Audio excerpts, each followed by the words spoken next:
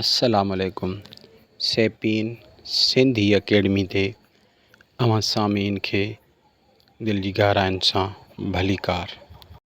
अॼु पाण sir Isaac Newton जी कशिश शकल जी दरियाफ़्त वारी हक़ीक़ी कहाणी पढ़ंदासीं त सर आइज़क न्यूटन कशिश शकल कीअं दरियाफ़्त कई।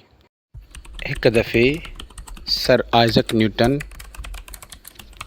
कंहिं बाग़ में किताब जो मुतालो करे रहियो हो त मुताले कंदे कंदे हिन अचानक ॾिठो त सूफ़ जे वण मां हिकु सूफ़ जो मेवो हेठि किरी पियो। सर आइज़क न्यूटन उहो सूफ़ जो मेवो खयो। हुन खाधो कोन, पर खाइण खां अॻु में हुन कुझु सोचियो। कहिड़ी ॻाल्हि सोची? सर आइज़क न्यूटन सोचियो त यार कहिड़ी ॻाल्हि आहे जो सूफ़ जो मेवो हेठि किरी पियो आहे। ही ॿिया सूफ़ बि हेठि था किरनि।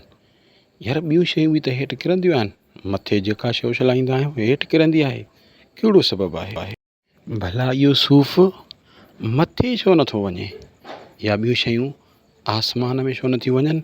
आख़िर कहिड़ी शइ आहे जेका धरती ते इनखे किराए? सर आइज़क न्यूटन घणे गौर वीचार खां पोइ ॿुधायो त बाबा इहो हिकिड़ो ज़ोर आहे, अहिड़ो ज़ोर जेको शयुनि खे धरतीअ ॾांहुं छिके थो। इन्हीअ जे करे सभु शयूं धरतीअ ॾांहुं किरनि थियूं पियूं। उहो ज़ोर कहिड़ो आहे? उन ज़ोर जो नालो आहे ग्रेविटी, यानी कशिश शकल। अहिड़ो ज़ोर जेको शयुनि खे धरतीअ ॾांहुं छिके। हा त प्यारा ॿारो, तजसुस ऐं गौर ऐं फ़िक्र करण सां साइंसदान तमामु घणियूं शयूं ईजाद कंदा आहिनि।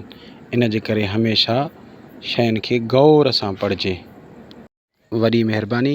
वधीक वीडियोज़ ॾिसण लाइ चैनल ज़रूरु सब्सक्राइब कंदा।